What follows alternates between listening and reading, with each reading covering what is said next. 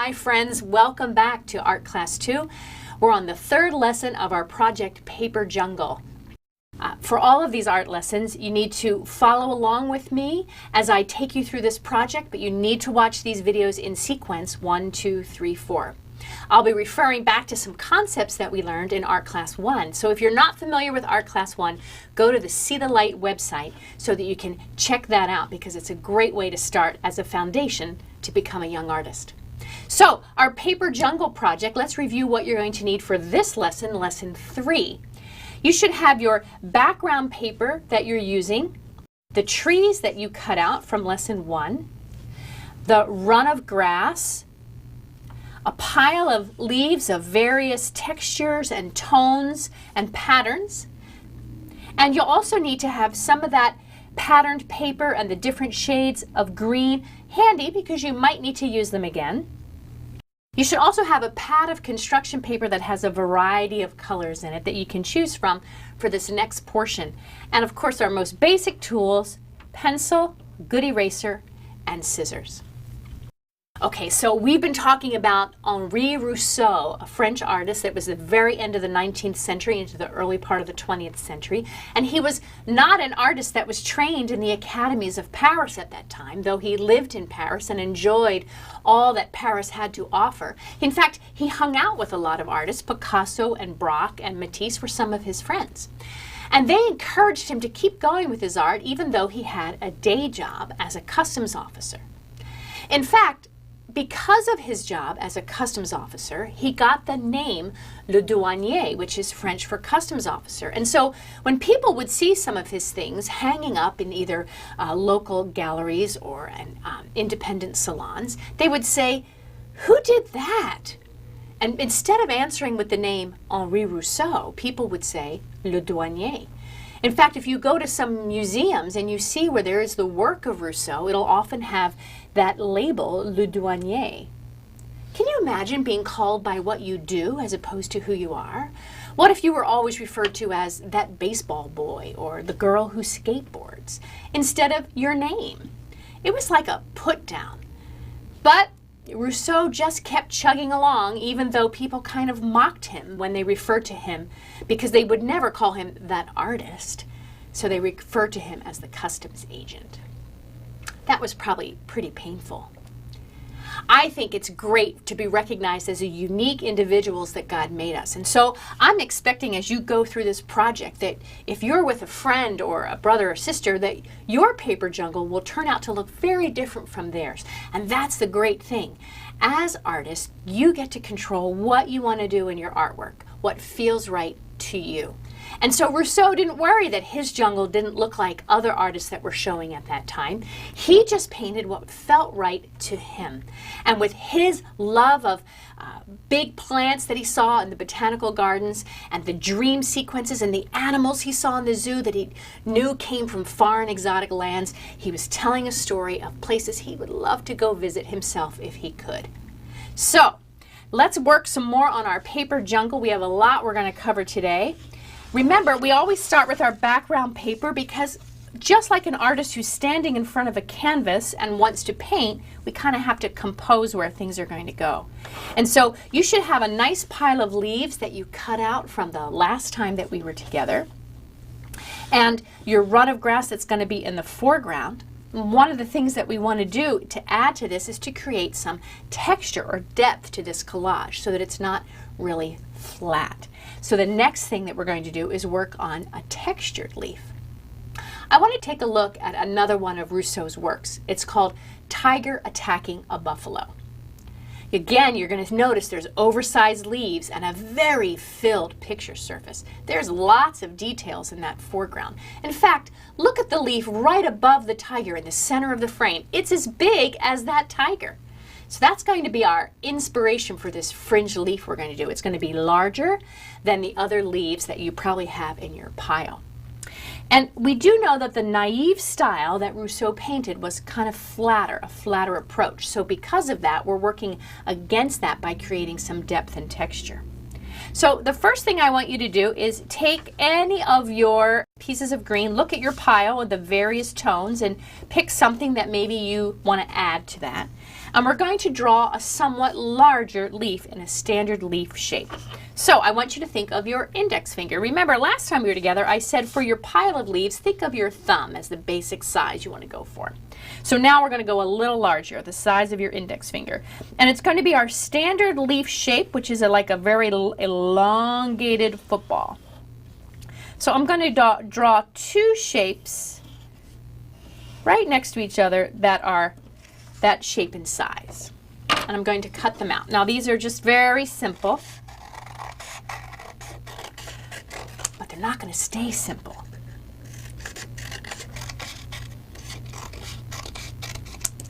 Now texture, my friends, is when something looks like how it would feel, right? So if you were drawing the texture of fur, you want people to see through the marks you make that it really feels like fur. Well, for these leaves, we're going to create texture. How would it feel? The cool part is because we're dealing with something like paper that we're actually manipulating by cutting, it will really feel that way. So we're going to take this leaf shape and we're going to do what's called fringing the edges. So what I mean is I'm going to take my scissors and with very small snips in parallel lines along the edges, I'm going to fringe. So why don't you watch me first and then you can do it to one of your leaves.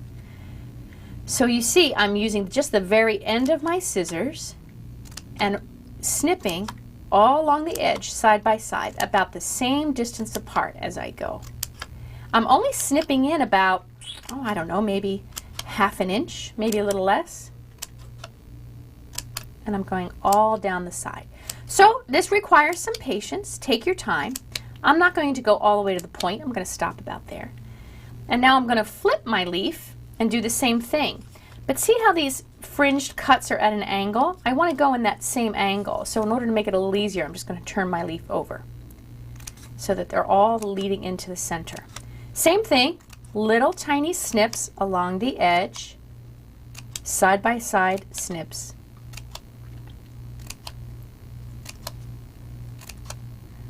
Down the length of the leaf. And now with my fingers, I'm going to kind of fluff it out like this. Kind of resembles a little bit of like a palm leaf, doesn't it? And so I've created some depth and some texture by fringing that leaf. And it's very different from these flat leaves. Now I want to do another one while I'm talking to you. If you're having trouble with doing the small snip work, you can always pause the DVD and catch up with me later on. But you want to have a few leaves that are textured that have this fringing, okay? So as I'm snipping along here with these little tiny, just the tip of the scissors, right? Just the very tip of the scissors. So here is tropical forest with monkeys.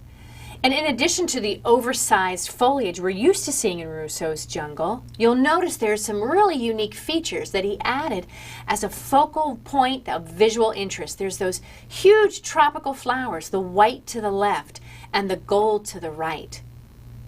Another option besides flowers is fruit. Look at tiger attacking a buffalo again. Here we see oranges on the ground in the foreground and bunches of bananas hanging from the trees. Again, something to contrast against all the green of the foliage, but provides an interesting focal point for the viewer. So even though Rousseau did a lot of jungles, they're all really different. They all have some unique feature that makes them interesting. You just want to look at them all and find all those great, amazing details that he put in. Okay, so now I have a couple of fringed leaves as part of my leaf pile. That's awesome. But that's a lot of green going on there, and I don't want this to be a boring jungle. I'm sure you don't either. So, just like what we saw in those last two Rousseau paintings, I want something with some bright color for some visual punch. And I already have these brown tree trunks, and I already know ahead that I'm going to do an animal. So, from my pile of color, I think I'm going to take this magenta type purple, because that pops out real strong against the green, to make a tropical flower. So I'm going to draw something first, and friends, remember you're the artist and these jungles are like dreamy sequences. They don't have to be realistic. I know that I want to make something with large petals because everything's oversized in our paper jungle, and it's some kind of tropical flower. So I'm going to draw just kind of big petals like that. I want to do 2 of them so I can place them in various places in my composition. So you can see they're not quite as big as my leaves, but they're still not small like a regular flower would be. I cut this out so that it's easier to manipulate a smaller piece of paper.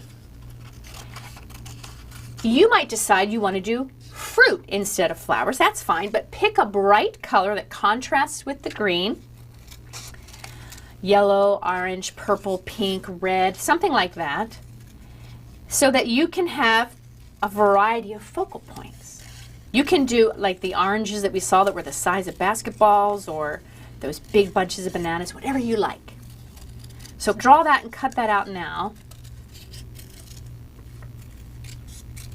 So I have 2 of these tropical flowers. Oh, my pile. I'm starting to see a lot of things that we're going to add into this jungle when it's time to compose. But you know what we're missing. What have you seen in all of these great jungle paintings by Rousseau? Well, a wild animal. So that's what we're going to do. Of course, our sample one that we've been using at all of our lessons is Surprise, Tiger Surprised by a Storm. And so Rousseau not only visited the botanical gardens, but the zoo that was on the same grounds. And so he got to see a lot of animals that he'd never seen before. And so you see water buffalo in some of his, a scout on horseback. You see tigers quite often, or snakes, and of course those playful monkeys. Those were all things that Rousseau had seen just by visiting the zoo. He probably stood there and sketched them to get some ideas. But when we go to draw our animal, I want to take you down to the most basic shapes, because that's the best place to start when you're drawing, especially something that's unfamiliar. So I'm going to set aside my background paper, and I just have to make a decision on what wild animal I want to put in my jungle. So you have a lot of choices, friends. You can do a monkey, an antelope, an elephant, a snake, a gorilla, a tiger, whatever you like. I think I'm going to do a tiger. So I'm just going to grab orange paper.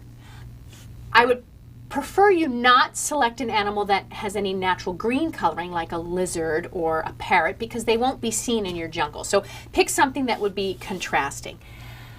If you're really intimidated by how to draw an animal, you could do a snake, which is a little easier.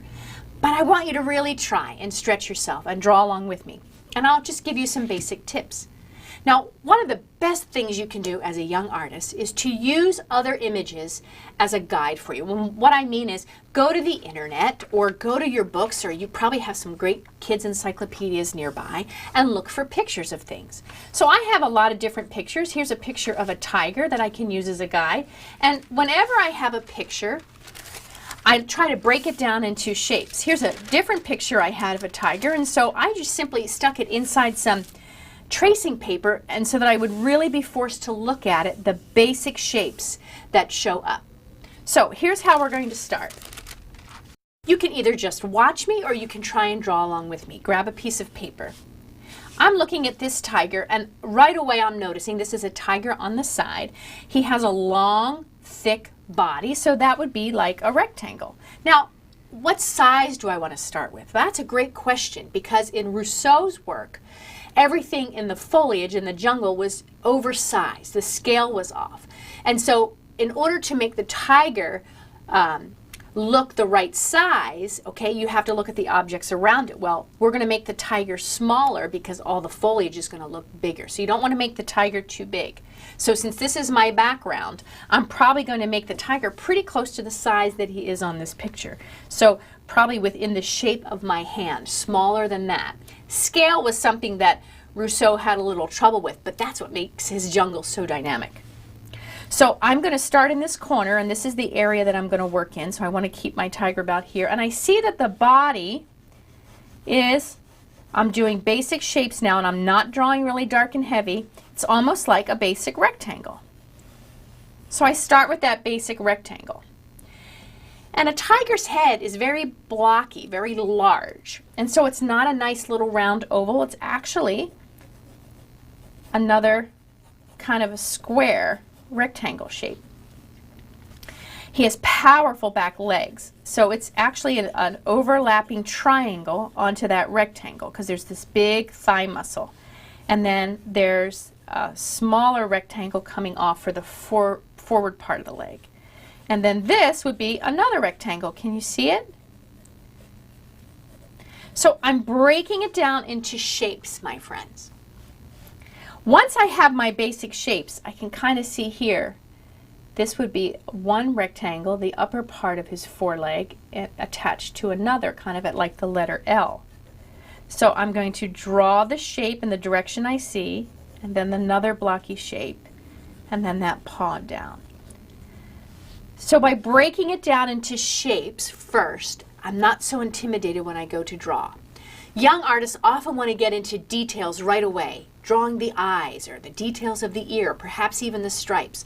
Always start from the larger thing, like the overall body, and work towards the details. So once I have the basic shapes down for my tiger, he's got that beautiful long tail too. Tigers have very long tails. They need it for balance because they move very swiftly. Okay, now that I have the basics, now I'm going to make an outline that connects all those basic shapes together. Okay, and I'm going to pay more careful attention. His shoulder rises up a little bit from this picture, muscular, and his back curves and then curves down towards the tail. So I'll make stronger lines as I connect all the shapes together to make my basic tiger.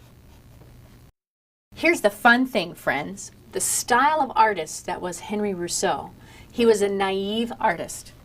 And what that means is his work was much flatter and had a childlike quality about it. So he actually did not have super realistic animals in his paintings. So I don't want you to get too caught up in this doesn't look like a real tiger. I want it to be your version of a tiger or a gorilla or a monkey or a snake, and that's perfectly fine for your jungle. Boy, tigers have actually very large paws.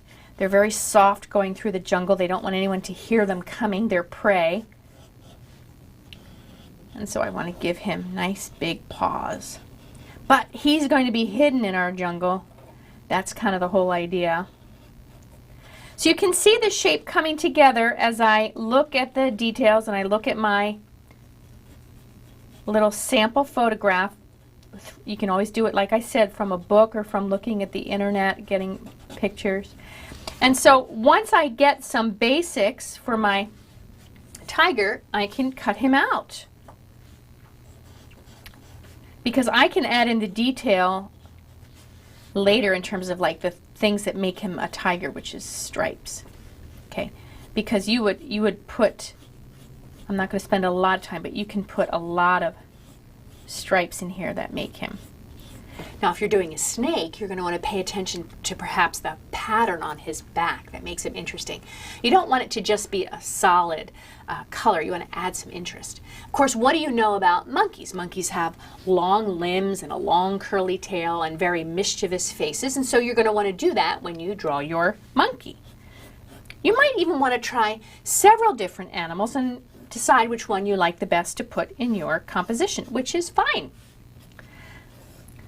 Okay, so my tiger is starting to come together. I'm just adding some stripes that make everybody realize he is a tiger and not another big cat like a lion or a cougar or something like that. Boy, that would be something thrilling to see a tiger in the wild, wouldn't it? Probably safer to see them behind an enclosure. Okay, so now I'm ready to cut this animal out. Now remember our scissor skills. Always keep the scissors away from you. I'm cutting out from the larger piece of paper. I cut my smaller piece of paper first. Set that aside. That's a nice big size piece of paper. I'm not going to throw that away. I'm not even going to put it in the recycle bin, my friends, unless it's a recycle to use for other art projects. We have lots of pieces of paper here that only have a little bit taken from them. Those are really useful for some other project. So I'm going to cut along these lines, and like our other items that we cut, probably not the pattern papers that are white on the back, but from construction paper, you can always flip it to the reverse to see what you like in your composition. You would just have to add in the stripes again. So I'm turning around to cut out my animal.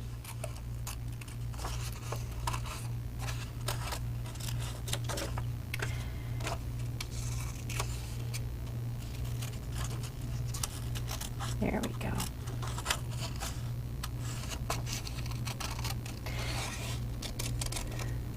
Now the tiger that's in Surprised, he's a great looking tiger, isn't he?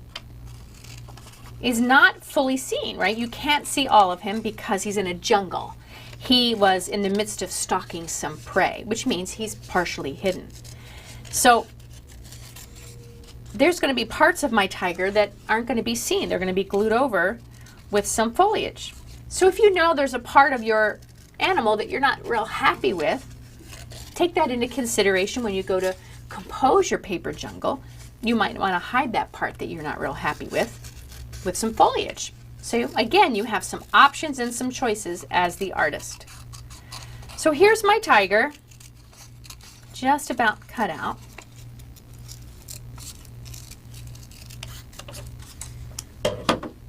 Get rid of this out of the way. So now I have all of the elements to make my paper jungle.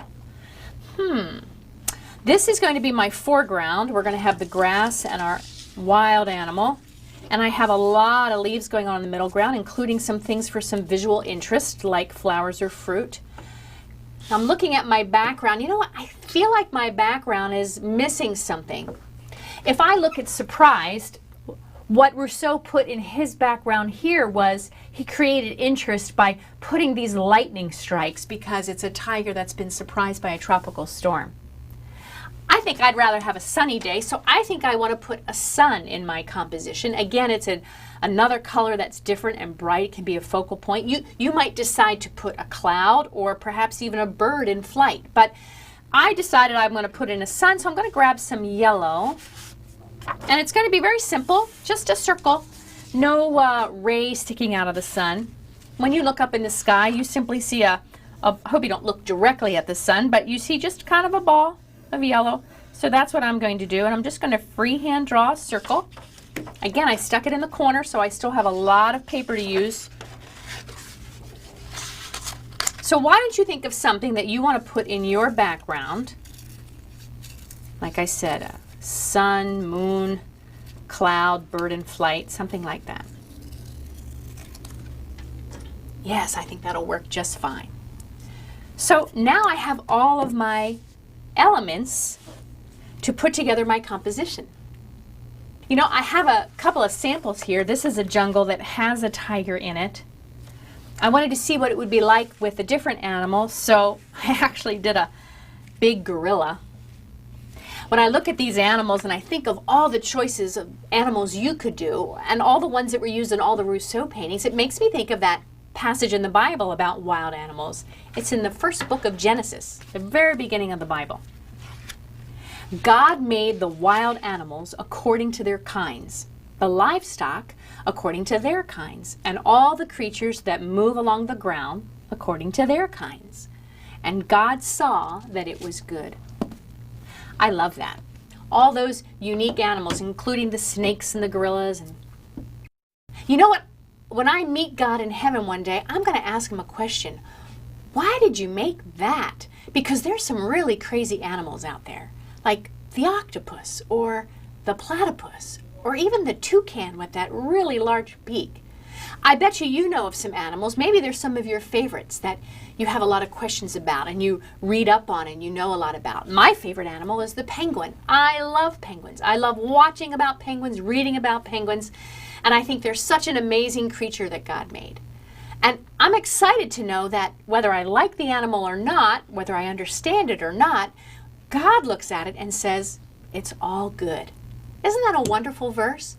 And we're all so different from one another, and God looks at us and says, It's all good. We all have value in God's eyes, no matter how different we are. And that's a wonderful promise that God looks at us and says that we're all valuable in His eyes. He loves us all equally.